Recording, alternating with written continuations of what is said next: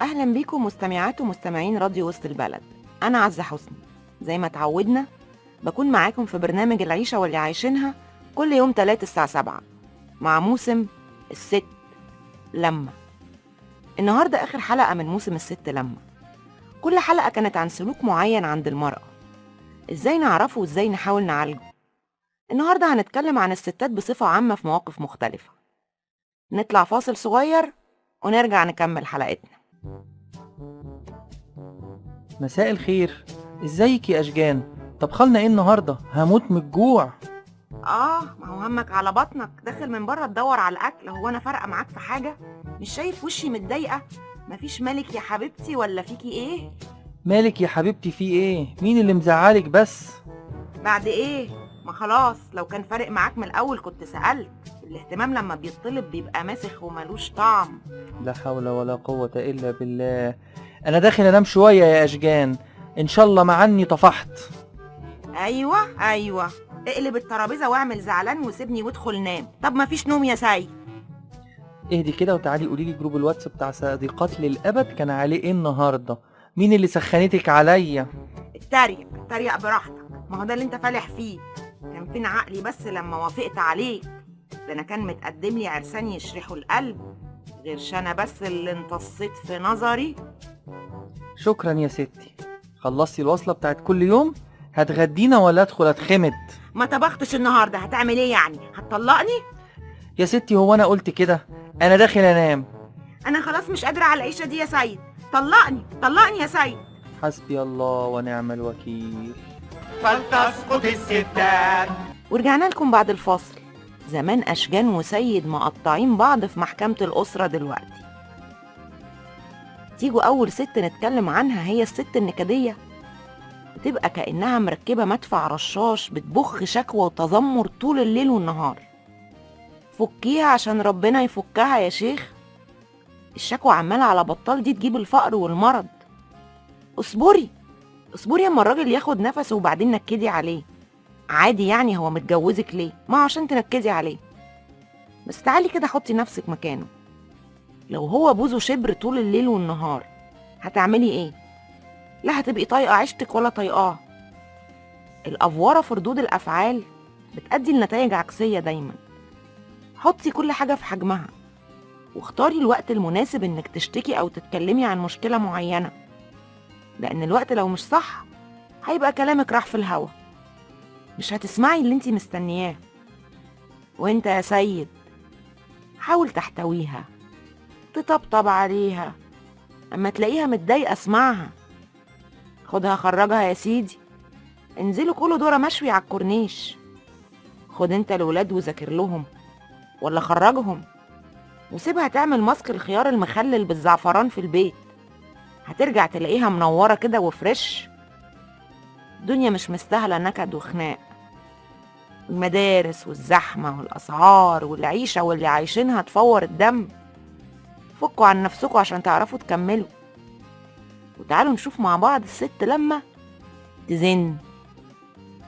مثلا يعني بقالها 6 شهور عاوزاك تركب لها جلدة الحنفية اللي بتنقط، بس انت مش فاضي. او طلبت منك تجيب ب10 جنيه فينو وانت راجع عشان العيال الصبح للمدرسة، وبعتت لك يجي 5 رسايل واتساب وكلمتك 10 مرات. ما هو انت بتنسى كل يوم، والولاد بتروح المدرسة باللانش ونحاف من غير عيش. بس طبعا هي اللي زنانة وانت بريء وكيوت. بس هنرجع نقول ان في فرق في تركيبة المخ بين الراجل والست. الراجل مش مالتي تاسك، ما بيقدرش يعمل كذا حاجة في نفس الوقت، وأولوياته مختلفة. والست ممكن تفكر وتنفذ في أكتر من حاجة في نفس الوقت، ولما بتطلب حاجة للبيت تبقى مستنياها تتعمل. بس لما ما تتعملش بقى الموضوع بيدخل في منطقة عدم الاهتمام، وانت اللي بتجيبه لنفسك. ما توعدهاش بحاجة مش قادر تعملها. ما تقولش بكرة وانت عارف انك بكرة مش فاضي. واخر نموذج هنتكلم عنه النهاردة في حلقتنا الفيمينست. مصطلح غريب جدا، بس تعالوا ناخد المصطلح ونرجعه لأصله. الكلمة هي كلمة إنجليزية، وكانت بترمز للمرأة اللي بتدور على حقها في العمل وفي النجاح وفي إثبات مكانتها في المجتمع. للأسف احنا عندنا موروثات كتيرة قوي بتأيد المرأة. صحيح احنا كستات واصلين يعني لمرحلة معقولة، لكن كمواطن درجة تانية.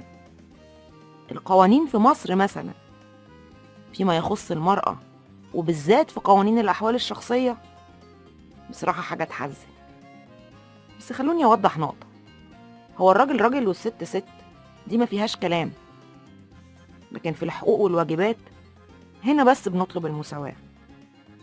لحد النهاردة احنا بنعمل حفلة لو طلع قرار بتعيين امرأة قاضية أو مستشارة. ليه يعني؟ هي لا ناقصة ايد ولا رجل، هي زيها زي أي راجل، اتعلمت وذاكرت واشتغلت على نفسها، يبقى حقها انها تاخد فرصتها كاملة. لغاية النهاردة عندنا ثقافة ان البنت ما تعملش ده وما تخرجش وما تكلمش، انما الولد ليه كل الحق في اي حاجة عشان هو ولد.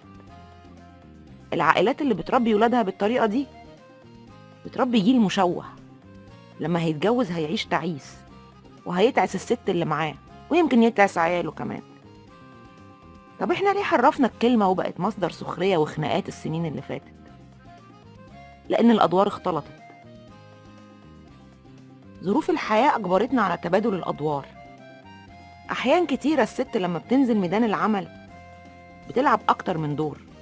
هي بتبقى مسؤولة عن شغلها وعن بيتها وعن جوزها وعن ولادها ويمكن عيلتها كمان. والحرب في الشغل بالذات مش سهلة. بذمتكم كده، كم واحد منكم لما بيلاقي مديرة ست في مكان بيتعامل معاها على إنها خدت مكانه، أو إنها أحسن لها تروح تقعد في البيت؟ ولا لو مديرته واحدة ست، يا لهوي ما بنخلصش. هي ما جاتش خدت مكانك على فكرة، ولو انت اكفأ منها هتبقى مكانها.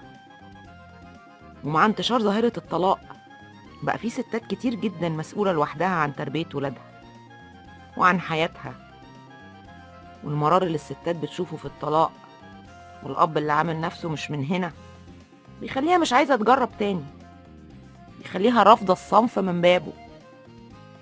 بالإضافة طبعا لنظرة المجتمع للست لما تفكر تتجوز تاني. لكن الراجل عادي، حقه يتجوز ويطلق إن شاء الله 10 مرات، ما هو راجل. ومثلا قوانين الحضانة، بس بلاش نخش في المواضيع دي عشان ده موضوع يطول شرحه.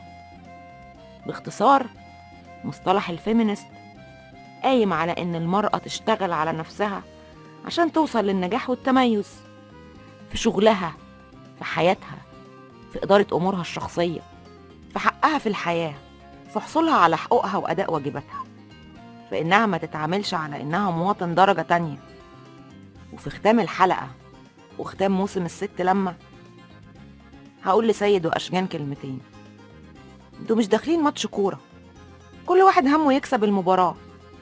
العلاقة بين الرجل والمرأة زي عقد الشراكة بالظبط، كل طرف ليه دور لازم يأديه على أكمل وجه عشان يعرف ياخد حقه على أكمل وجه.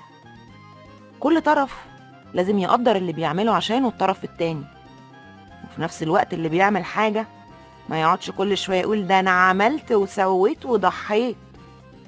لو مش قادر تعمل حاجة ما تعملهاش، وما تجيش على نفسك عشان مرة على مرة مش هتقدر تكمل. دور التضحية اللانهائية ما ينفعش في العلاقات. كل طرف لازم يشد الخيط شوية أو يرخيه شوية عشان المركب تمشي. الصراحة والثقة والاهتمام من ضمن المفاتيح لاستمرار الحياة. أكيد كل حد ليه أولوياته، بس يعني دول أساس. كل طرف من الاتنين لازم يرتب أولوياته ويشوف شريك حياته قادر يعمل إيه ومش قادر يعمل إيه. الحياة صعبة بما فيه الكفاية، مش لازم نكلكعها زيادة. المعادلة رجل زائد امرأة تساوي حياة. بس رجل في البطاقة بس ولا امرأة في شهادة الميلاد بس، المعادلة هتبوظ. عزيزاتي بتوع صفحات الفيمينست على الفيسبوك والسوشيال ميديا، هقول لكم كلمة حطوها حلقة في ودنكم. مفيش حاجة اسمها مساواة مطلقة، دي طبيعة فسيولوجية وسيكولوجية مختلفة. لازم هيكون في فرق عيدوا حساباتكم وفكروا تاني عشان المعادلة تظبط.